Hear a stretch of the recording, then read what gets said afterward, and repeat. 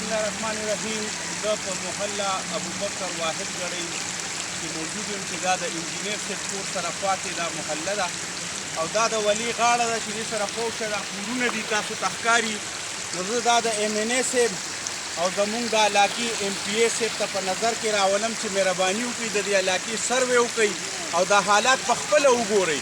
نو هله به تاسو د دې مخنیوی وکړئ، ځکه که تاسو ته مونږ ډېرې ویډیوګانې موکړو که نه نو تاسو یې خالي د نظر نه وباسئ، خو په دې باندې غور او په دې باندې کار نه کوئ.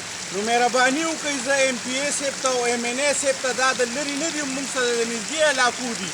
د دې واحد ګړی د محله ابوبکر دا د ولي غاړه وګوره، دا حالات دا ستاسو د نظر مخکې دي.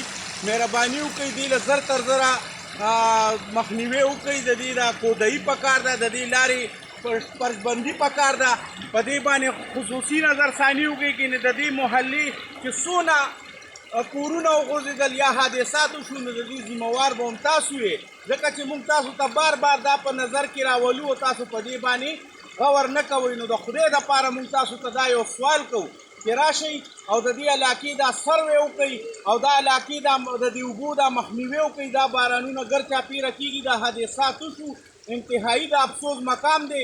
خو مهرباني وکړئ زر تر زره خپل ټیم راوغواړئ او د دې سروې وکړئ او په دې کار شروع کړئ.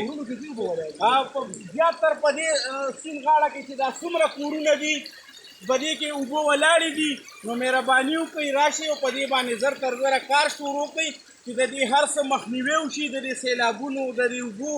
او دا خو بغیر سیلابه اوبه دي. هم دورف هم په دې لاره نه کېږي، ځکه چې د زنانو او د ماشومانو د سکول ته د تګ راتګ هم لاره بنده داسې په اوږده راتاویږي. نو مهرباني وکړئ دا ډېرې مسلې دي، زر تر زره په دې باندې کار د دې ولي په غاړه باندې شروع کړئ، د دې ته څېړوالي وکړئ، د دې فرضبندي وکړئ، د دې کودایي وکړئ چې دا اوبه په اسانه طریقې ته زمیندارانو ته هم حاصلېږي او د دې کورونو او د دې خلکو د نقصان مخنیوی مو شي.